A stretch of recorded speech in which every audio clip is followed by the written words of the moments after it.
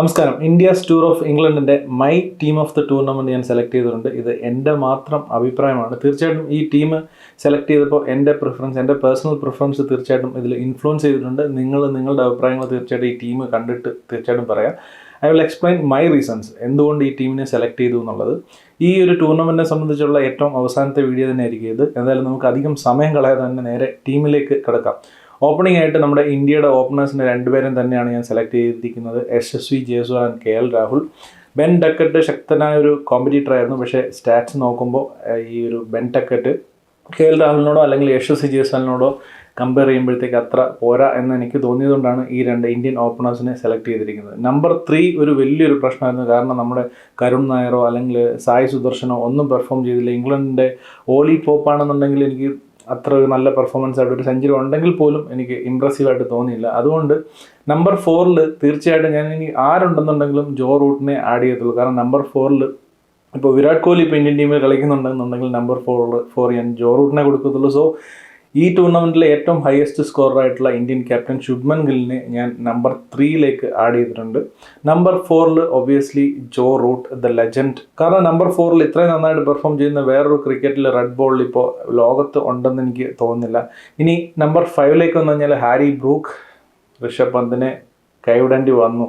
കാരണം സ്റ്റാറ്റ്സ് നോക്കുമ്പോൾ ഹാരി ബ്രൂക്സിനാണ് കൂടുതൽ റൺസ്. അതുപോലെ തന്നെ നിർണായകമായിട്ടുള്ള 2 ടെസ്റ്റിൽ ഹാരി ബ്രൂക്കിൻ്റെ പെർഫോമൻസ് തീർച്ചയായിട്ടും ഋഷഭ് പന്തിൻ്റെ മേളിൽ വെക്കാനായിട്ടുള്ള ഒരു റീസണാണ്. പിന്നെ ജാമി സ്മിത്ത് എന്ന് പറയുന്നൊരു വിക്കറ്റ് കീപ്പറെ ഞാൻ ആഡ് ചെയ്തിട്ടുള്ളത് കൊണ്ട് ആണ് ഞാൻ ഋഷഭ് പന്തിനെ ഒഴിവാക്കിയിട്ട് നമ്പർ 5 ബ്രൂക്കിനെ കളിപ്പിക്കുന്നത്. നമ്പർ 6 ഒബ്വിയസ് ബെൻ സ്റ്റോക്സ് ഇംഗ്ലണ്ടിൻ്റെ ക്യാപ്റ്റനെ ആഡ് ചെയ്തിട്ടുണ്ട്.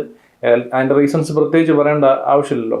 4 ഡയമെൻഷണൽ പ്ലെയർ. അതുമാത്രമല്ല എൻ്റെ ടീമിൻ്റെ ക്യാപ്റ്റൻ ബെൻ സ്റ്റോക്സ് ആണ്. നമ്പർ 7 ജാമി സ്മിത്തിനെക്കാട്ടിൽ ബെറ്റർ ആയിട്ടുള്ള ഒരു ഓപ്ഷൻ നമ്പർ 7 ഞാൻ ഈ ടൂർണമെൻറ്റിൽ കണ്ടില്ല. വളരെ ഇമ്പ്രസീവ് ആയിട്ടുള്ള ഒരു യങ് പ്ലെയർ ആണ്.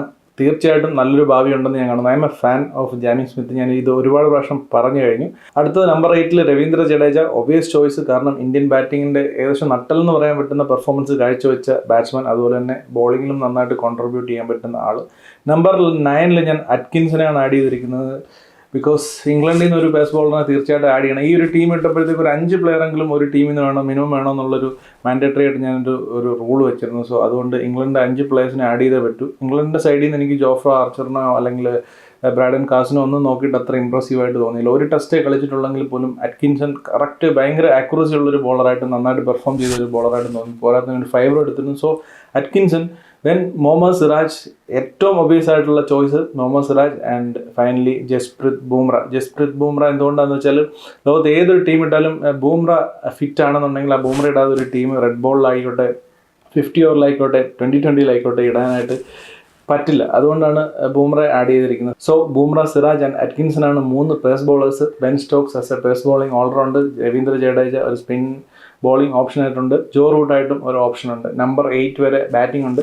എന്നെ സംബന്ധിച്ച് ഇതൊരു ബാലൻസ്ഡ് ആയിട്ടുള്ളൊരു സൈഡായിട്ട് എനിക്ക് തോന്നുന്നു. നിങ്ങൾ തീർച്ചയായിട്ടും നിങ്ങളുടെ അഭിപ്രായങ്ങൾ പങ്കുവെക്കുക. നിങ്ങളുടെ ടീം ഉണ്ടെന്നുണ്ടെങ്കിൽ കമൻറ്റ് ബോക്സിൽ നിങ്ങളുടെ 11 തീർച്ചയായിട്ടും നിങ്ങൾ ആഡ് ചെയ്യുക. പറ്റുമെന്നുണ്ടെങ്കിൽ നിങ്ങൾ എന്തുകൊണ്ട് ഇപ്പോൾ പ്രത്യേകിച്ച് ഋഷഭ് പന്തിൻ്റെ ഒരു choice, Rishabh Pant vs Harry brook, അതിനകത്ത് നിങ്ങളുടെ ചോയ്സ് എന്താണ്? എന്തുകൊണ്ടാണ് ഋഷഭ് പന്തിനെയോ അല്ലെങ്കിൽ ഹാരി ബ്രൂക്കിനെ നിങ്ങൾ സെലക്ട് ചെയ്യുന്നുള്ള റീസൺസും കൂടെ കമൻറ്റ്സിൽ ഇടുകയാണെന്നുണ്ടെങ്കിൽ ഇറ്റ് വിൽ ബി ബെറ്റർ. അപ്പോൾ ഇതാണ് my team of the tournament. ഈ ടൂർണമെൻറ്റിനെ സംബന്ധിച്ചുള്ള എൻ്റെ ഏറ്റവും അവസാനത്തെ വീഡിയോ ഇതായിരിക്കും.